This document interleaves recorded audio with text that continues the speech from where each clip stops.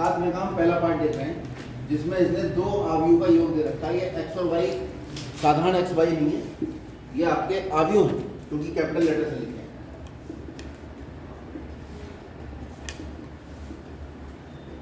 और एक्स बीच में कुछ लिखा नहीं है तो माइनस ही वो है,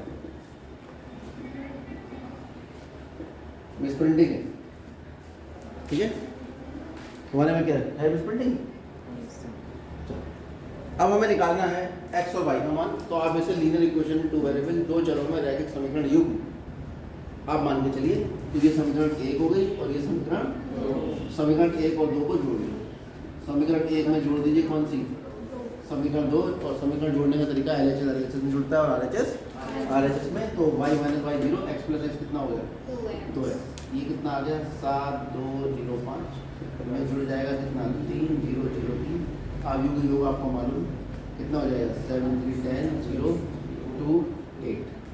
ये कितना आ गया 2x। तो x कितना आ जाएगा 1/2 10 2 0 8। और जब भी कोई संख्या बराबर मतलब अवयव को बाहर लिखी होती है वो अंदर गुणा करती है, प्रत्येक पद को गुणा करती है।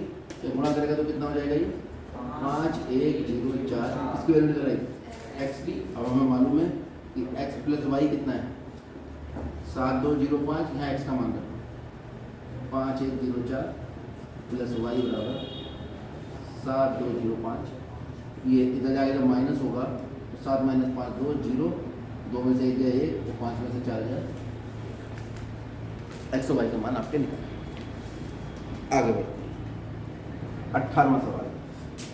18वें से पहले 17 ए बराबर, ये समझ लिया सीधे सीधे बोर्ड के मार्क्स हैं तुम्हारे। आई कभी कभी I2 भी लिख देता है इसको, तो भी आप समझ जाना 2/2 का आइडेंटिटी मैट्रिक्स है। आइडेंटिटी मैट्रिक्स मैंने बताया था डायगोनल एलिमेंट 1 1 होते हैं, और अगर 2 लिखा है तो इसका मतलब इसका ऑर्डर 2/2। यहाँ पर खाली इसने I लिख के दिखाया। अब इसने कहा है कि क्या दिया है हमें a² = KA - 2i। तो k का मान बताना है। यदि a का मान दिया, i का मान दिया, i तो हमें मालूम भी होता है वैसे भी, और ये भी हमें मालूम है कि i अगर a में जुड़ रहा है तो इसका ऑर्डर भी a के ऑर्डर के बराबर होगा, और a का ऑर्डर है 2/2। तो कभी कभी ये वाला मान वो देता भी नहीं है, हमें खुद ही समझना पड़ता है। i का मतलब आइडेंटिटी मैट्रिक्स, डायगोनल एलिमेंट होंगे उसके 1 1, बाकी सब होंगे 0। अब यहाँ हमें निकालना है पहले a²। a² का मतलब हम जानते हैं a गुणा a, 3 4 - 2 -2 की गुणा करेंगे हम इसकी 3 4 - 2 -2।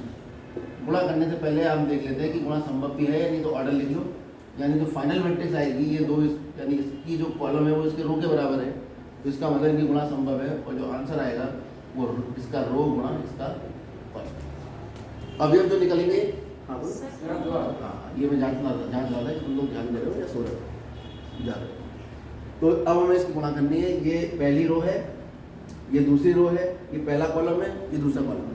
तो जो प्रोडक्ट मैट्रिक्स आती है, मल्टीप्लिकेशन मैट्रिक्स आती है, उसकी पहली रो के जो अवयव है वो पहले मैट्रिक्स के पहली रो से जनरेट होते हैं। ठीक, तो पहले मैट्रिक्स की पहली रो इसकी पहली रो बनाएगी। कैसे बनाएगी? कॉलम से गुणा करके। तो ये पहली रो का पहला अवयव जिससे गुणा करेगा तो ये अवयव आ जाएगा 3 × 3 प्लस 4 × -। पहली रो का दूसरा अवयव जो आएगा वो पहली रो की दूसरे अवयव से गुणा करके आएगा -6 प्लस 4, 3 दूनी 6 माइनस का माइनस प्लस। अब दूसरी रो इसकी दूसरी रो से जनरेट होगी। विस्तार से मैं कल समझा चुका था आपको कि इसके जो अवयव होंगे गुणा करने के बाद वो अवयव कुछ इस टाइप के आएंगे C11 C12 C21 C23। यही समझाया था कल। इसका ऑर्डर आएगा, इसका जो कॉलम है वो इसके रो के बराबर है, तो हमारे पास जो फाइनल प्रोडक्ट मैट्रिक्स का ऑर्डर आएगा वो आएगा इसकी रो और बाद वाली जो है उसका कॉलम। और इसका जो अवयव C11 है तो C11 एड्रेस है इसका, पहली रो का पहला कॉलम। तो पहली रो ली जाएगी पहले वाले मैट्रिक्स की और कॉलम लिया जाएगा दूसरे मैट्रिक्स की, उनकी कर दी जाएगी करस्पॉन्डिंग गुणा। ठीक, तो पहली रो की गुणा पहले कॉलम गुणा होती है इसमें ये नल की टोटी की तरह।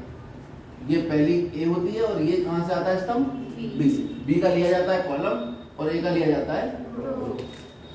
और जो कॉलम जो रो लोगे उसी एड्रेस का एलिमेंट जनरेट हो जाएगा। ये बात आपको दिमाग में रखनी।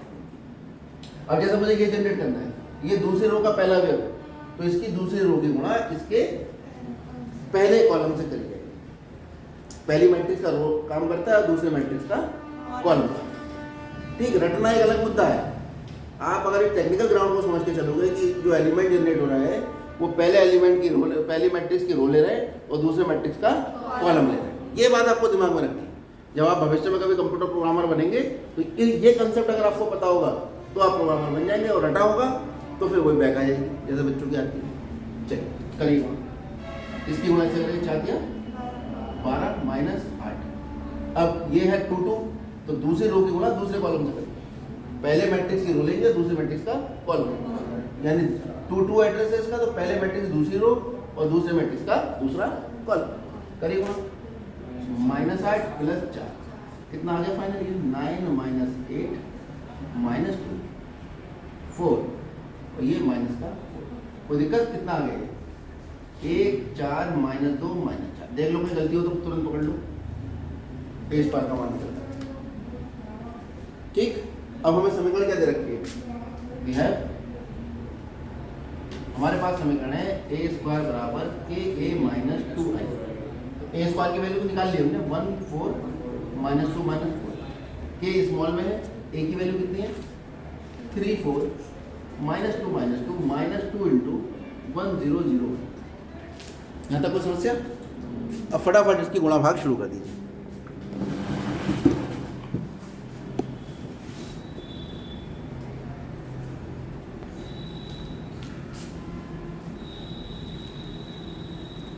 तो हमारे पास ये आ जाएगा, ये मैट्रिक्स तो ये रही 1 4 माइनस 2 माइनस 4, ये आ जाएगा आपके पास 3k minus 2k 4k minus 2 minus 2 0 0 2।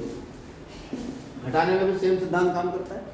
जिस एड्रेस पे लिखा हुआ है एंट्री, उसी एड्रेस की एंट्री दूसरे मैट्रिक्स के उसी एड्रेस की एंट्री से माइनस हो जाएगा। इसका एड्रेस है 1 1, इसका एड्रेस है 1 1, तो ये आ गया 3k minus 2 minus 2k minus 0 4k minus 0 minus 2k minus 2। ये जो मैं एड्रेस और एंट्री की बात कर रहा हूँ, एड्रेस और एंट्री अगर आपके दिमाग में सेट हो गया अच्छे से तो ही ये चैप्टर सार्थक है, वरना तो बच्चा ही कहता है जो जहाँ लिखा है उसमें से वो माइनस करो। तो ये एक बहुत सामान्य बात है। लेकिन अगर आपका दिमाग इस तरह से सोच रहा है इसका एड्रेस A11 है, A11 में से माइनस होगा पहली रो का पहला कॉलम, एक सेकंड को रुको और इस बात को सोचो, ठीक है? तभी इंटर की मैथमेटिक्स पढ़ना का कोई मतलब होगा।